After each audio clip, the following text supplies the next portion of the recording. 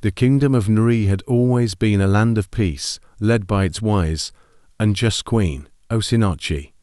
Her reign was marked by prosperity, harmony, and the deep trust of her people. But peace, as they say, is often a fragile illusion. Osinachi had believed her kingdom free from the shadows of the past. She had forgotten that the past had never truly left waiting like a storm on the horizon. The kingdom had long been divided over a prophecy that spoke of two heirs born of the same blood, destined for greatness, but also for destruction. Osinachi had embraced her destiny, rising as the queen the gods had chosen, while her twin brother, Kanayo, had been taken from the kingdom at birth. Or so she thought. Kanayo's return was not only a reunion. It was a challenge, a call to arms. The same blood that once bound them now threatened to tear the kingdom apart. Kanayo had lived 4 years in the shadows, hidden from the world. His anger had festered, and with it, his desire for vengeance. The throne that Osinachi had claimed was the one he believed was rightfully his. When news of Kanayo's return reached Osinachi, the kingdom was rocked to its core. A village in the distant hills had discovered him, a man who had lived in obscurity, but whose lineage had been hidden for years. He had grown up under a different name, far from the royal courts and the gods' will. But that didn't matter. The moment he learned of his true heritage, a fire burned in him, a fire that demanded he claim what was his. Kanayo, now a man hardened by years of rejection, appeared before the royal court with a force that took everyone by surprise. His eyes were fierce, his voice cold with fury. He strode to the center of the palace, his presence like a storm. "This throne," he declared, his words like iron, "is not Osinachi's to claim. It was never meant for her. The gods have forsaken this kingdom, and they have forsaken me. But I have returned to take what is rightfully mine." The room fell silent, the chiefs shifting uncomfortably. The tension was palpable. Osinachi's heart raced. She had not expected this challenge, but she knew the truth: her brother's return had been inevitable. But Kanayo's challenge was not just political. It was deeply personal. The years of absence had festered resentment, and the moment he laid eyes on Osinachi, a spark of something darker took hold in him. He was not merely seeking a throne, he was seeking revenge. The loss of his birthright had scarred him in ways Osinachi could never understand. "Do you think the kingdom will accept you?" Osinachi asked, her voice strong but heavy with sorrow. "You've spent your life in exile. The people will never follow you." Kanayo's lips curled into a bitter smile. "I will make them follow me." The kingdom was on the brink of civil war. Kanayo's challenge was more than a claim to the throne. It was an attack on everything Osinachi had fought to build. But not everyone in the kingdom was loyal to her. Rumors began to swirl that some of the chiefs were already turning against her, quietly supporting Kanayo in secret. The whispers of betrayal grew louder. Among the most vocal of the dissenters was Chief Obinna, a man known for his ambitions and his distaste for Osinachi's rule.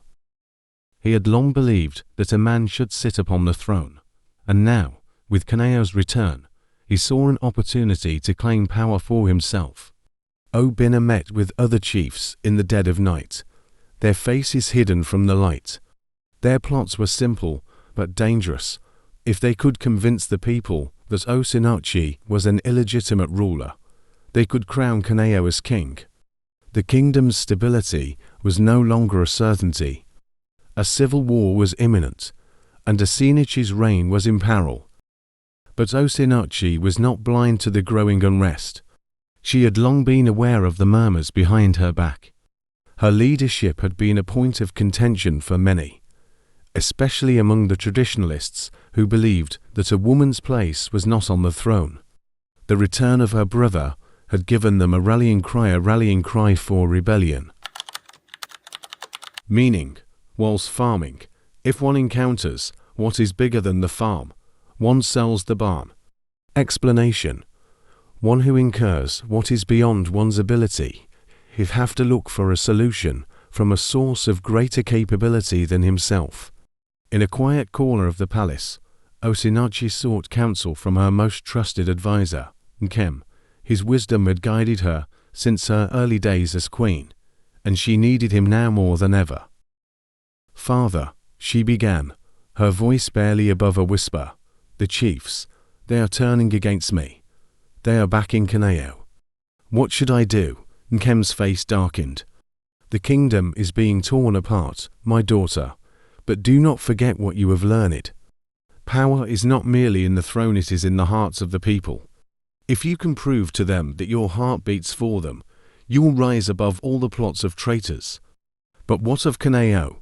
Osinachi asked, her voice quivering. "Can I save him from this path of destruction?" "You cannot save a man who does not wish to be saved," Nkem replied. "But you can give him the chance. If he refuses, then you must do what is necessary." Osinachi's heart was heavy. She did not want to fight her brother. She did not want to tear the kingdom apart. But if the kingdom demanded it, if the people could not be swayed, then she would have no choice but to defend her rule with all her strength. The tension reached a boiling point when a messenger arrived at the palace with news of a secret meeting between Chief Obinna and Kanayo. The plot was far worse than Osinachi had feared. The two were conspiring to use the power of the chiefs to depose her and seize control of the kingdom. Their plan was simple: kill Osinachi and declare Kanayo the rightful king. Osinachi felt a chill settle in her bones as the messenger spoke. She knew that time was running out. The conspiracy had grown too dangerous, too swift for her to ignore. She had to act before it was too late. Osinachi called for a meeting with the most loyal chiefs who had stood by her side, those who still believed in the unity of the kingdom. Together, they devised a counterplan. It was a risk, but it was the only way. Osinachi would publicly confront Kanayo, laying bare the conspiracy and exposing the treachery of those who would seek to destroy her. But as the night of the confrontation drew closer, Osinachi felt a deep unease in her heart. She could not help but wonder, what if Kanayo was only a pawn in a larger game? What if the true enemy was not her brother, but those who had manipulated him for their own gain? It was time for Osinachi to face her kingdom. With her father's words in her heart, she summoned a gathering of all the people, chiefs, warriors, and villagers alike under the great Iroko tree. The air was thick with anticipation, and the people murmured with unease. This was a kingdom on the edge, and what happened here today would determine its fate. Osinachi stood tall before the crowd, her regal presence commanding attention. Her eyes scanned the sea of faces, some hopeful, others skeptical, but all waiting for her to speak. She knew the stakes. She could not afford to fail. "My people," she began, her voice strong and clear, "I stand before you not as a queen born of tradition, but as one who has fought for this kingdom and its future. I know the path has been hard, and I know some of you doubt me. But we must ask ourselves, what is a king and what is a queen? Is it power alone that makes a ruler, or is it the hearts with which they lead?" Her words resonated with the crowd. She spoke of unity, of healing, of the kingdom's future. And then, turning to Kanayo, she said, "My brother, I know you've suffered. I know you've been wronged, but this kingdom can't afford more pain. We do not need a king who seeks to destroy. It is time for us to heal." Kanayo stood silent for a long moment, his eyes locked on hers. The fury in his heart simmered, but for the first time, doubt crept into his mind. Was his anger truly the path to healing? Could he abandon his thirst for revenge? Days passed, and the kingdom remained tense. Kanayo wrestled with his emotions. Could he trust his sister, or was she simply playing a game for the throne? The chiefs who had rallied behind him whispered promises of power, but Osinachi's words had lodged deep within him. Meanwhile, Osinachi continued to lead with grace, working tirelessly to unite the kingdom. She brought the chiefs together, negotiated peace between rival factions, and sought to heal the wounds that had festered for so long. Her leadership began to win the hearts of the people, and slowly, the support for Kanayo began to wane. One fateful night, as Osinachi stood alone by the river, her thoughts turned to the kingdom's future. She was joined by Nkem, who had come to offer his final counsel. "You have done well, my daughter," he said, his voice filled with pride. "But remember, there are no easy victories in matters of the heart. Kanayo's anger is a poison that must be purged, not merely ignored." Osinachi nodded, understanding the weight of her father's words. "I know, and I will do whatever it takes to save him and this kingdom." The time had come for the final confrontation. In the heart of the kingdom, under the ancient Iroko tree, Osinachi and Kanayo met one last time. The chiefs gathered around them, the air thick with anticipation. "My brother," Osinachi said, her voice soft but firm, "this is the moment we must decide the future of our people. The gods have chosen me, but I offer you a place by my side. Together, we can rebuild this kingdom, but it must be with peace, not war." Kanayo's gaze was fierce, but his resolve began to falter. The anger that had consumed him for so long wavered as he looked into his sister's eyes.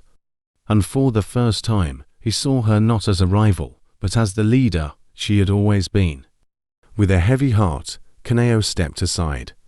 The people cheered as Osinachi's reign was solidified, and the chiefs who had plotted against her were brought to justice. Osinachi's rule ushered in a new era of prosperity and peace. Kanayo, once her rival, became her closest advisor, and together they led the kingdom into a future of unity and justice. The people flourished, and the kingdom that had once been divided was now stronger than ever. And as Nkem looked upon the legacy his daughter had built, he knew the gods had chosen wisely. The tale of Osinachi and Kanayo would be passed down for generations, a story of resilience, redemption, and the power of family. Thank you for watching. Support our channel by liking, subscribing, and turning on post notifications.